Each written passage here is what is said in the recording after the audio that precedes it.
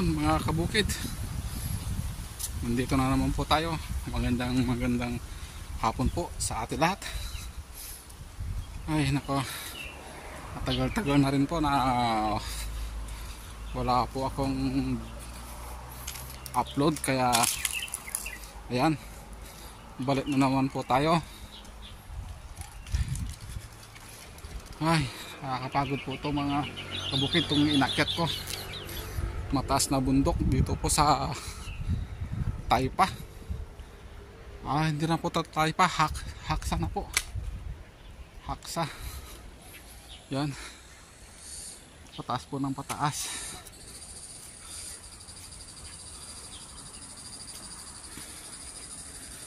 Ay. Maganda po sana kung pumunta ako dito umaga para exercise din. Yan, wala katao-tao.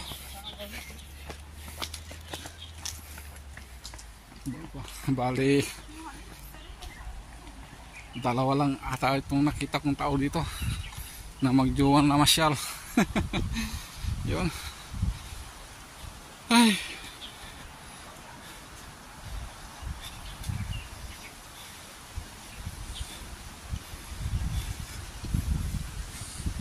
Akala ko sa Pinas lang din mainit, hanggang dito lang pala mainit din. Yun, may aso.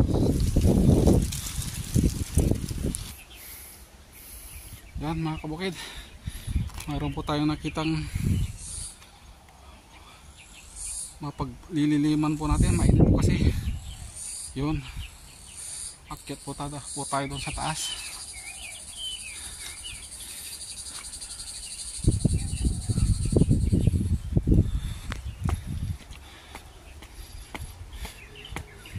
Yan, dito na po tayo sa taas.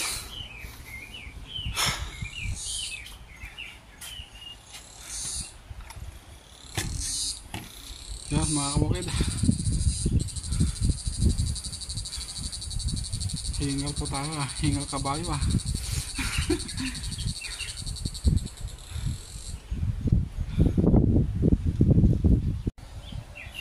Yan mga kabukid, doon po tayo nagmula kanina, dan sa pinaka mga baba hanggang sa napunta po ako dito sa taas.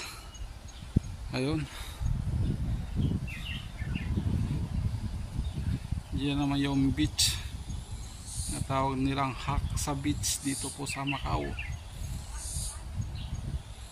Yan, ang ganda po ng view.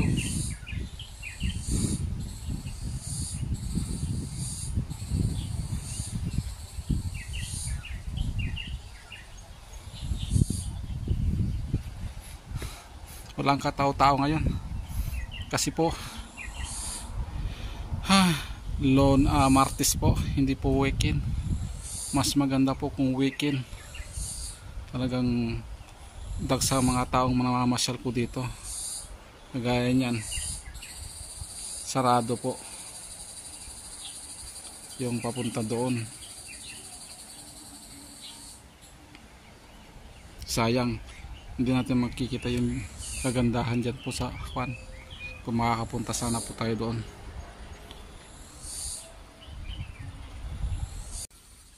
Pati ito mga kabukid, sayang hindi natin mapupuntahan itong hangin bridge, di tayo makakadaan. Bali sinaraduhan din nila. Ewan ko kung anong gagawin nila, but temporary closed daw. Ay, wrong timing mga kabukid, hindi tayo makakatingin ng mas magandang mga tanawin. Ayan o, yung bridge, hangin bridge po mga kabukid. Punta sana tayo doon sa kabila. Ay nako, sayang.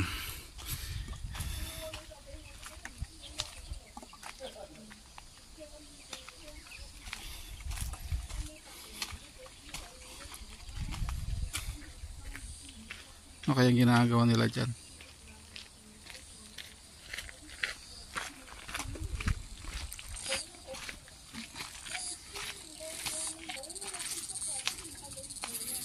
Mainit.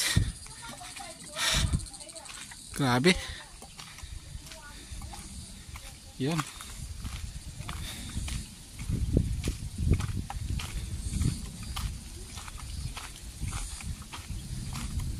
Wala na ata. Wala na mapuntahan dito. Yun. Iba na yung papunta doon ay wala na. Paikot-ikot na to.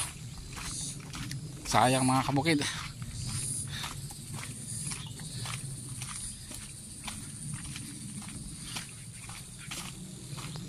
Wala pang daanan dito ay papunta sa taas.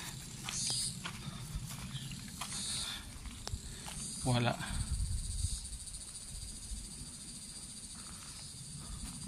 Kaya magiging kondyan, balik po tayo. Kaya mga kabukid, nasa tuktok po tayo. Hindi nga lang makita-kita yung kagandahan ng view.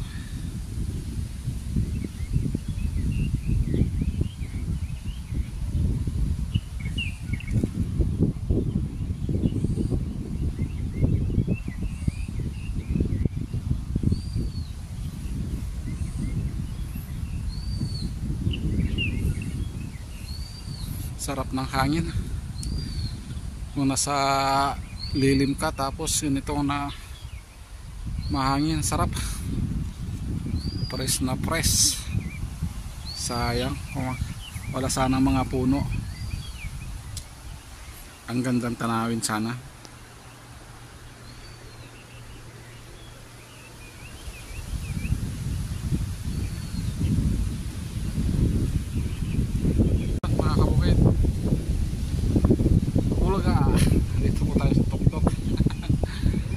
Pinawisan si kabukid sa makyat.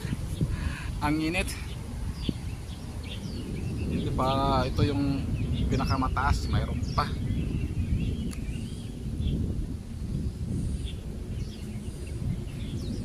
Kaya lang ang init. Pag pinuntahan po natin yun, hihingal si kabukid. Yan.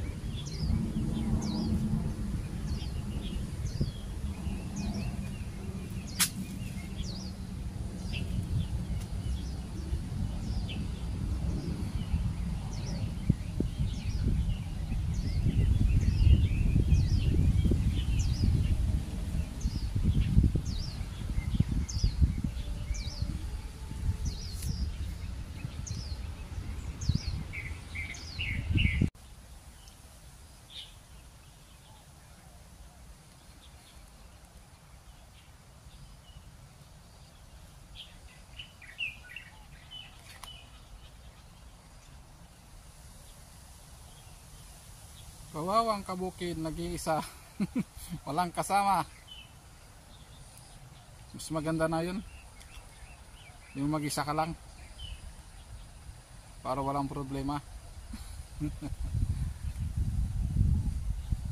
Yan. Tol, nandito yung mga akon naman.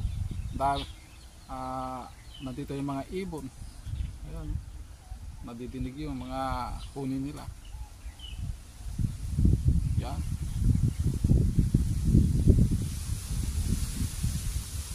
Ang ganda ng pan. Simoy ng hangin.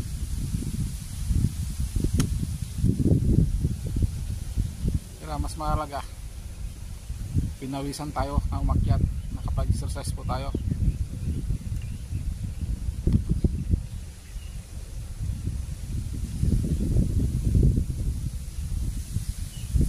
Ay nako,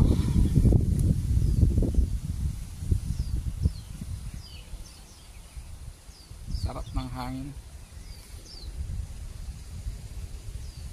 Kaya na ganitong ang init, pag nasa dilim pa talaga, sarap ang pakiramdam pag ganitong mahangin.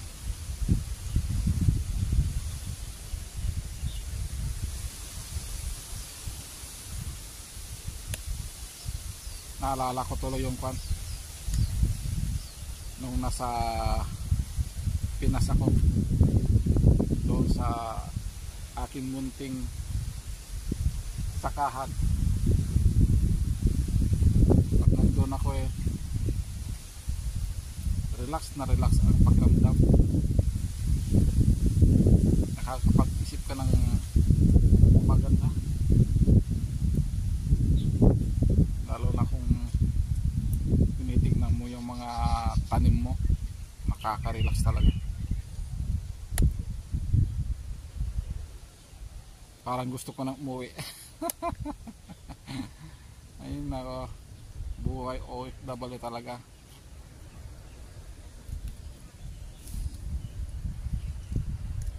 Kaya mga kabukid, puputulin ko na ang vlog na ito. Sana huwag po sana kayong magsawa sa mga susunod ko pang mga video. Sayang hindi natin napuntahan yung mga dapat napuntahan na magaganda sana ang view, kaso puro sarado po yung daanan. Kaya sa susunod na lang po mga kabukid, mayroon pa ulit tayong pagkakataon. Kaya ako'y nagpapaalam, sana mag-ingat lagi po tayo lahat, at wag po natin kalimutang dumalangin doon po sa taas na siya lumikha sa atin. At hanggang sa muli, ako'y nagpapaalam. I love you all. Salamat po.